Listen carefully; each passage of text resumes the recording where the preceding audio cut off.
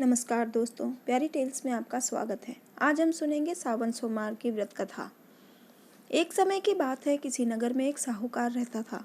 उसके घर में धन की कोई कमी नहीं थी, लेकिन उसकी कोई संतान नहीं थी। इस कारण वह बहुत दुखी था। पुत्र प्राप्ति के लिए वह प्रत्येक सोमवार व्रत रखता था और पूरी श्रद्धा के साथ शिव मंदिर जाकर भगवान शिव और पार्वती जी की पूजा करता था। उसकी भक्ति देखकर एक दिन माँ पार्वती प्रसन्न हो गई और भगवान शिव से उस साहूकार की मनोकामना पूर्ण करने का आग्रह किया। पार्वती जी की इच्छा सुनकर भगवान शिव ने कहा कि हे पार्वती, इस संसार में हर प्राणी को उसके कर्मों का फल मिलता है और जिसके भाग्य में जो हो उसे भोगना ही पड़ता है। लेकिन पार्वती जी ने साहूकार की भक्ति का मान रखने के लिए उसकी मनोकामना पूर्ण करने की इच्छा जताई। माता पार्वती के आग्रह पर शिवजी ने साहूकार को पुत्र प्राप्ति का वरदान तो दिया, लेकिन साथ ही यह भी कहा कि उसके बालक की आयु केवल 12 वर्ष होगी।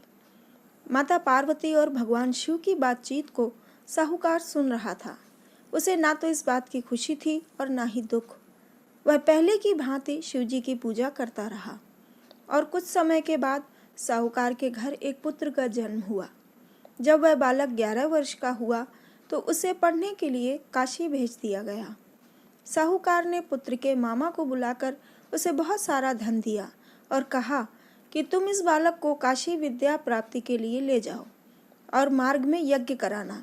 जहाँ भी यज्ञ कराओ वहाँ ब्राह्मणों को भोजन कराते और दक्षिणा देते हुए जाना।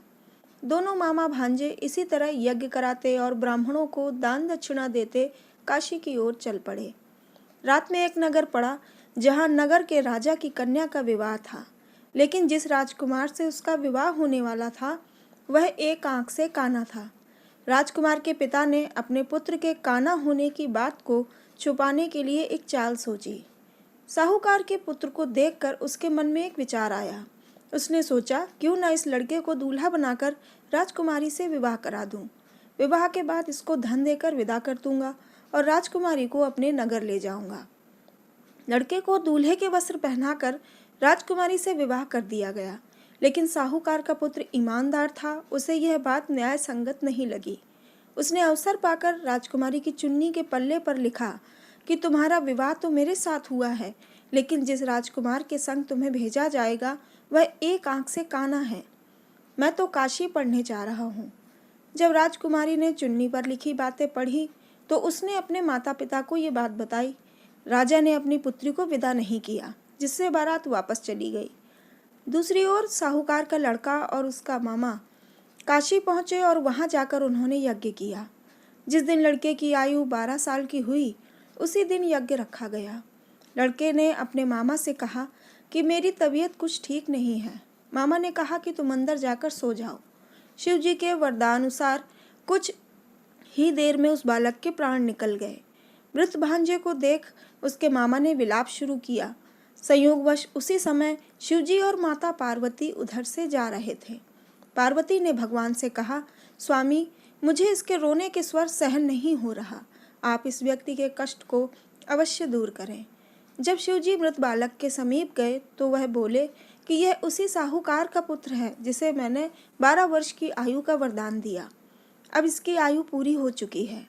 लेकिन मार्त भाव से विभोर माता पार्वती ने कहा कि हे महादेव, आप इस बालक को और आयु देने की कृपा करें, अन्यथा इसके वियोग में इसके माता पिता भी तड़प तड़प कर मर जाएंगे। माता पार्वती के आग्रह पर भगवान शिव ने उस लड़के को जीवित होने का वरदान दिया। शिव जी की कृपा से वह लड़का जीवित हो गया। शिक्षा समाप्त करके लड़का मामा के साथ अपने नगर की ओर चल दिया।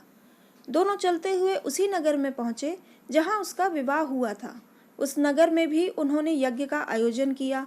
उस लड़के के ससुर ने उसे पहचान लिया और महल में ले जाकर उसकी खातिरदारी की और अपनी पुत्री को विदा किया। इधर साहूकार और उसकी पत्नी भूखे प्यासे रहकर बेटे की प्रतीक्षा कर रहे थे। उन्होंने प्रण कर रखा था कि यदि उन्हें अपने बेटे की मृत्यु का समाचार मिला तो वह भी प्राण त्याग देंगे, परंतु अपने बेटे के जीवित होने का समाचार पाकर वह बेहद प्रसन्न हुए। उसी रात भगवान शिव ने व्यापारी के स्वप्न में आकर कहा, हे श्रेष्ठी, मैंने तेरे सोमवार के व्रत करने और व्रत कथा सुनने से प्रसन्न होकर तेरे पुत्र को लंबी आयु प्रदान की है। इसी प्रकार जो कोई सोमवार व्रत करता है या कथा सुनता और पढ़ता है, उसके सभी दुख दूर होते हैं और सारी मनोकामनाएं पूर्ण होती हैं। दोस्तों, कथा सुनकर लाइक ज़रूर कर दें और चैनल को सब्सक्राइब कर दें। भोलेनाथ आप सभी की मनोकामनाएं पूरी करें। धन्यवाद।